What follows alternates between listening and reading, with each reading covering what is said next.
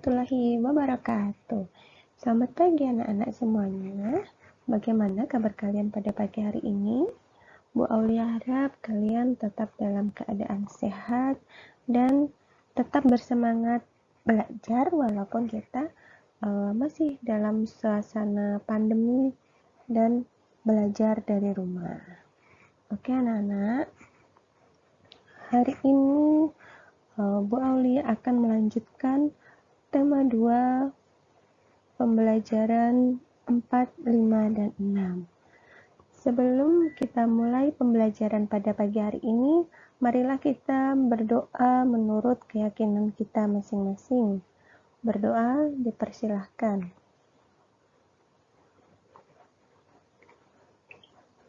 Berdoa selesai. Kemarin Bu Aulia sudah menjelaskan tentang menyayangi tumbuhan dan hewan. Sekarang kita ke pembelajaran 4, muatan bahasa Indonesia. Mengenali karakter tokoh dalam dongeng.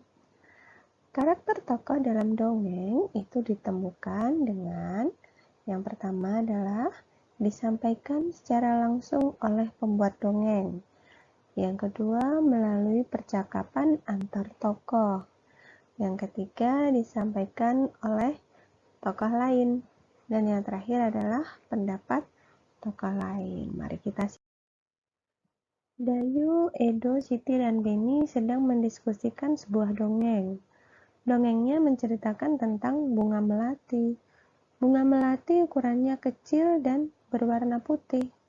Baunya harum dan menyegarkan. Bunga melati digunakan dalam tradisi suku-suku di Indonesia. Berbagai suku menggunakan bunga melati dalam pernikahan dan tarian. Apakah anak-anak pernah melihat bunga melati digunakan dalam acara pernikahan? Iya, biasanya temanten itu menggunakan hiasan melati di sanggulnya. Ada juga yang digunakan untuk hiasan di kepalanya. Nah, mari menyimak. Di sini Bu Aulia akan mendongengkan sebuah dongeng yang berjudul Bunga Melati yang Baik Hati. Kalian simak baik-baik ya. Bunga melati yang baik hati. Di taman bunga kerajaan, tumbuh berbagai macam tanaman bunga yang bunganya sangat indah. Para putri senang sekali memandang dan menciumi bunga melati. Hal ini menimbulkan kecemburuan dari bunga-bunga yang lain. Putri pertama, wah, indah sekali bunga-bunga di taman istana ini. Putri kedua, hei lihat, bunga melati itu warnanya putih bersih dan harumnya semerbak memenuhi taman ini. Putri pertama, aroma melati memang harum, aku sangat menyukainya. Bunga sedap malam, aku tak habis pikir, mengapa para putri suka sekali dengan dirimu? Bunga anggrek pun berkata, iya, padahal dirimu berbunga kecil, berdaun besar, dan berbatang keras. Lalu bunga mawar biru juga berkata, walau engkau harum, namun mudah layu jika dijadikan pajangan vas bunga, karena pasti akan terlihat jelek sekali jika sudah layu dipajang di sana. Bunga melati hanya diam dan tetap tersenyum. Senyumnya yang manis membuat keharuman dirinya semakin merebak. Udara di taman bunga kerajaan bertambah wangi dan bertambah banyak kumbang yang datang. Kedatangan para kumbang yang bertambah banyak membuat semua bunga di taman bunga kerajaan menjadi senang. Mereka pun sibuk menyapa para kumbang dan mempersilahkan menghisap sari madu yang ada pada setiap bunganya. Para bunga tentu tidak akan bisa berbunga jika tidak ada kumbang yang datang dan menghisap sari madu mereka. Bunga sedap malam dan bunga yang lainnya kini telah mengerti kenapa bunga melati sangat wangi? Bunga-bunga yang lain meminta maaf kepada bunga melati atas perasaan cemburu mereka. Kini mereka mengakui bahwa keberadaan bunga melati itu justru harus disyukuri. Bunga sedap malam mengatakan, ternyata harummu mengundang para kumbang datang. Tanpa dirimu, taman ini akan sepi dari kumbang-kumbang. Maafkan aku, melati. Bunga anggrek pun mengatakan, aku juga minta maaf, melati. Selama ini aku iri padamu. Ternyata keberadaanmu sangat bermanfaat untuk kami. Bunga mawar pun sama. Selama ini aku juga berburuk sangka padamu, melati. Aku minta maaf ya. Lalu melati bilang, aku sudah memaafkan kalian, teman-teman. Sekarang kita bisa berteman tanpa ada prasangka buruk. Nah, sekarang tulis 4 tokoh yang ada pada dongeng beserta karakternya.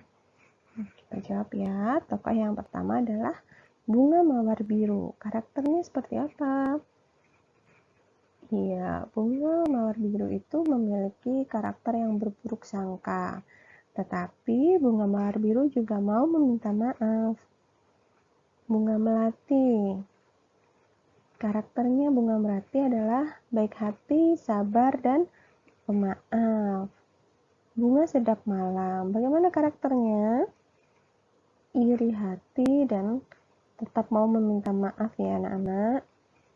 Bunga anggrek karakternya kerap meremehkan, tapi juga mau meminta maaf.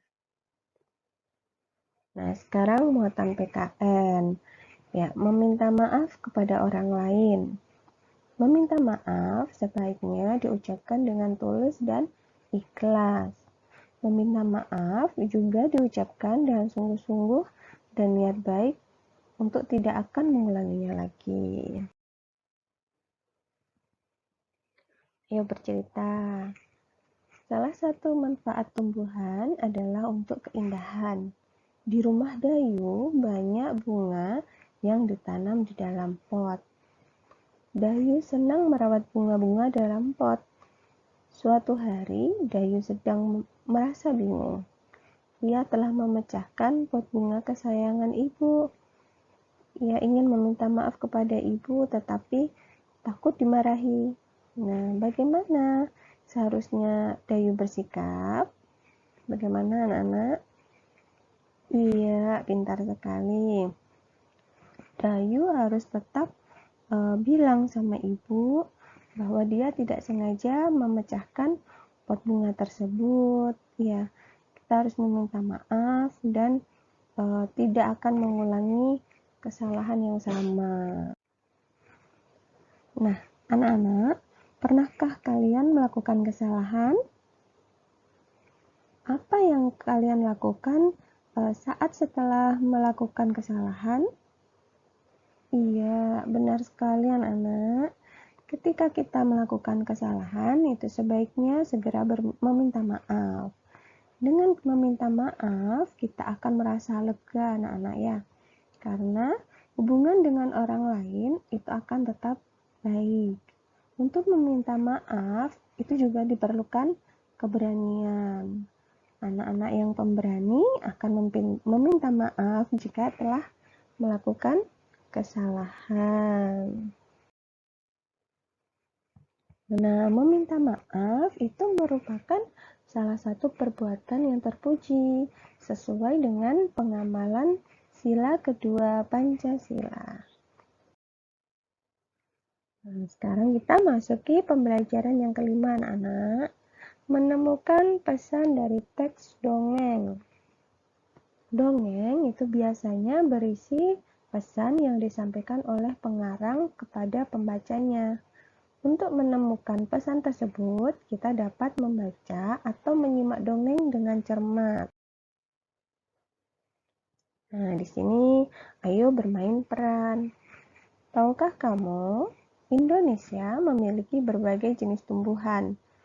ada berbagai jenis sayuran, buah, tanaman obat, dan tanaman hias. Tanaman hias itu terdiri dari berbagai jenis tanaman berbunga maupun tanaman yang tidak berbunga. Tanaman hias dimanfaatkan untuk penghias taman-taman, rumah, kantor, dan tempat-tempat umum.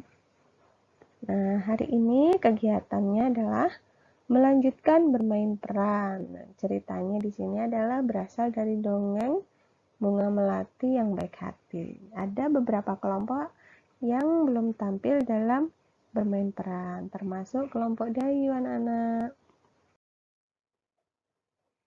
Nah, di sini dalam dongeng Melati yang Baik itu terdapat pesan yang patut kita contoh. Apa itu, anak-anak? Iya, kita sebagai manusia tidak boleh iri hati dan berburuk sangka pada teman jika tidak mengetahui kebenarannya. Dan selain itu, kita juga harus berani meminta maaf saat kita merasa bersalah. Nah, kita juga harus menjadi orang yang pemaaf. Pembelajaran yang kelima, muatan PKN, mendoakan orang lain. Saat kamu berdoa, kamu dapat mendoakan teman atau orang lain yang sedang mendapat kesulitan. Bersikap baik itu sangat dianjurkan, anak-anak. Bersikap baik itu dilakukan kepada manusia, tumbuhan, dan juga hewan. Dengan bersikap baik, kita pun akan mendapatkan kebahagiaan. Jika kita bersikap baik terhadap tumbuhan, maka tumbuhan akan memberikan banyak manfaat pada kita. Salah satu sikap baik yaitu mendoakan yang baik untuk orang lain. Misalnya, saat Edo sakit, teman-temannya mendoakan agar Edo cepat sembuh.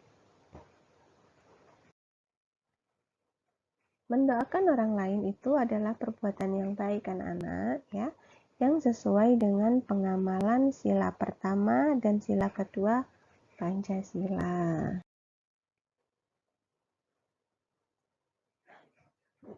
Pembelajaran yang kelima, muatan matematika. Menyelesaikan soal cerita menggunakan sifat pertukaran pada penjumlahan. Kamu dapat menyelesaikan masalah sifat pertukaran dalam bentuk soal cerita. Untuk dapat menyelesaikan soal cerita dengan baik, kita perlu membaca soal dengan cermat. Ya, rumusnya masih ingat ya? Kemarin Bu Aulia juga sudah menjelaskan. Rumusnya adalah A ditambah B sama dengan B ditambah A. Dan harus diingat bahwa A dan B itu adalah merupakan bilangan caca. Yuk kita coba praktikkan sikap jujur saat mengerjakan soal-soal berikut. Contoh soalnya adalah, Dayu mengumpulkan biji kacang merah sebanyak 500 butir. Biji kacang merah ia letakkan pada kotak berwarna hijau. Siti mengumpulkan biji kacang merah sebanyak 610 butir. Ia meletakkannya pada kantong plastik. Berapakah jumlah kacang merah Dayu dan Siti? Ya, kalimat matematikanya adalah 500 ditambah 600 sama dengan 1110. Jangan lupa kita menjumlahkannya dari belakang. Jadi kita menjumlahkannya dari satuannya ya anak-anak. 0 ditambah 0 sama dengan 0. 0 ditambah 1 sama dengan 1. 5 ditambah 6 sama dengan 11. Jadi, jumlah kacang merah Dayu dan Siti adalah 1110 butir. Jika tempat menyimpan kacang merah Dayu diletakkan dalam plastik, kacang merah Siti diletakkan pada kotak berwarna hijau, berapakah jumlah kacang merah Dayu dan Siti? Sekarang kita balik anak-anak. 610 ditambah 500 sama dengan, kita tetap menjumlahkannya dari belakang ya. Jadi 0 ditambah 0 sama dengan 0.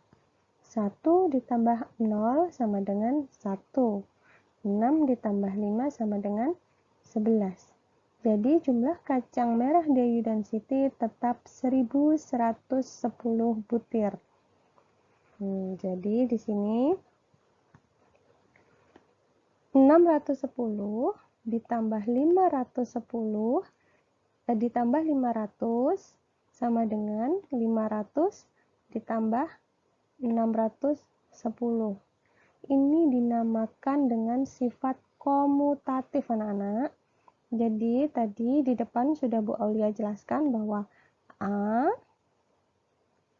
ditambah B sama dengan B ditambah A. B ditambah A.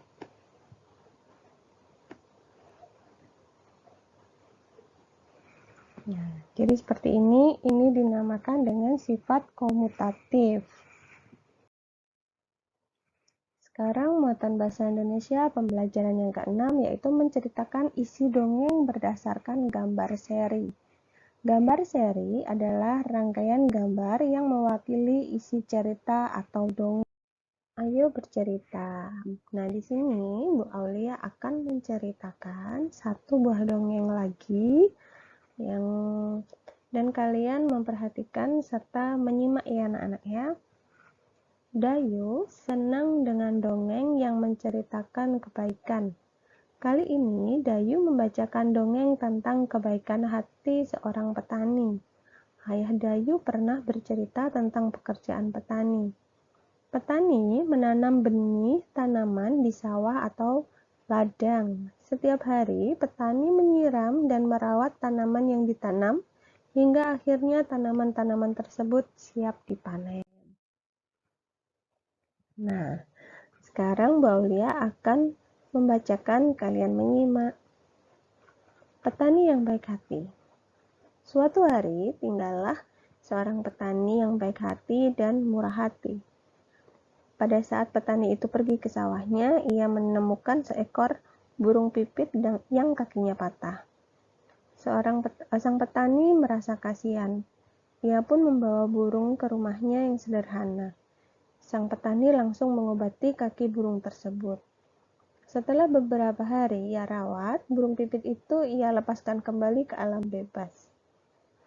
Beberapa hari kemudian, pada saat petani itu sedang mengairi sawah dan mencabuti rumput liar, ia didatangi oleh burung pipit kecil yang telah ia tolong. Burung itu membawa 3 buah biji semangka pada paruhnya. Ia memberikan kepada petani itu. Setelah itu, burung itu pun pergi. Petani itu sangat berterima kasih kepada burung. Besoknya, sang petani menanam biji-biji semangka itu di dekat rumahnya. Setelah ia mengurus bibit pohon semangka itu pun tumbuh. Semakin lama, pohon itu semakin besar. Akhirnya, pohon semangka berbuah. Petani itu sangat senang. Ia mengambil ketiga buah semangka itu. Pada saat ia membelah buah semangka yang pertama, keluarlah beberapa bongkah emas dan berlian yang berkilauan. Petani itu merasa sangat kaget bercampur senang. Lalu ia membelah buah semangka yang kedua. Ternyata isinya adalah bahan-bahan bangunan. Petani itu merasa sangat bahagia. Lalu ia membelah semangka yang terakhir. Ternyata keluarlah para pekerja yang siap membangun istana yang megah untuk ia tinggali. Akhirnya, karena kebaikan dan ketulusan petani itu, sekarang ia menjadi orang yang sangat kaya raya. Ia selalu membagikan hartanya kepada orang yang kekurangan dan selalu menolong orang yang butuh pertolongan. Nah, sekarang kita ambil pesan moralnya, anak-anak. Apa pesan yang terdapat pada dongeng petani yang baik hati? Kalau kalian tahu, iya, kita harus berbuat baik dengan tulus. Nah, dengan begitu, suatu saat kita akan mendapatkan balasannya. Berbuat baik itu dapat dilakukan kepada semua makhluk hidup, termasuk manusia, binatang, dan tumbuhan. Ya. Sekarang, menceritakan pengalaman berbuat baik kepada orang lain. Ada banyak perbuatan baik yang dapat kita lakukan untuk orang lain, anak-anak. Misalnya, menolong ibu saat ibu memerlukan bantuan, atau menolong orang tua. Yang kedua, yaitu menolong teman yang sedang kesusahan. Nah, berbuat baik itu harus dilakukan dengan penuh keikhlasan. Sila kedua Pancasila menjadi pedoman bagi kita untuk selalu bersikap baik kepada sesama manusia.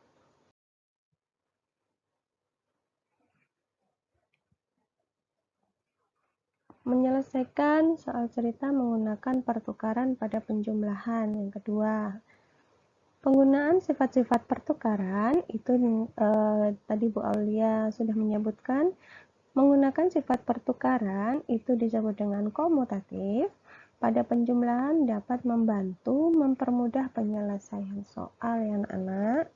Rumusnya adalah A ditambah B dan B ditambah A itu termasuk sifat dari pertukaran atau komutatif. Sekarang kita berlatih dulu ya. Dayu dan teman-temannya mengunjungi kebun manggis. Kebun manggis itu milik Paman Dayu. Dayu dan Siti membantu memasukkan buah manggis ke dalam karung. Karung Dayu berisi 540 manggis. Karung Siti berisi 590 manggis. Berapakah jumlah manggis dalam karung Dayu dan Siti? Nah, sekarang buatlah bentuk penjumlahan dengan pertukaran. Seperti ini ya. 540 ditambah 590 sama dengan 1130. Nah, sekarang kita balik anak-anak. 590 ditambah 540 hasilnya adalah 1130. Sama ya. Nah, sifat pertukaran atau sifat komutatifnya adalah 540 ditambah 590 sama dengan 590 ditambah 540. Terima kasih. Alhamdulillah pembelajaran pada subtema 1 sudah selesai. Sekarang tugasnya adalah mengerjakan LKS penilaian subtema 1 mata pelajaran PKN Matematika Bahasa Indonesia SBDP yang A dan yang B.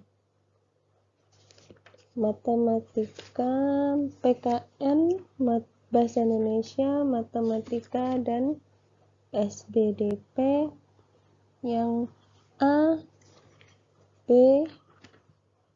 dan C. Tidak perlu difoto, tetap dikerjakan, disimpan dulu tugasnya. Suatu saat Ibu Aulia akan mengumumkan kapan akan dikumpulkannya. Sekian dari Bu Aulia. Apabila ada kurangnya, mohon maaf. Bu Aulia tutup pembelajaran pada pagi hari ini. Wassalamualaikum warahmatullahi wabarakatuh. Tetap semangat, jaga kesehatan, dan tetap di rumah saja. Terima kasih anak-anak. Sampai jumpa di pertemuan berikutnya.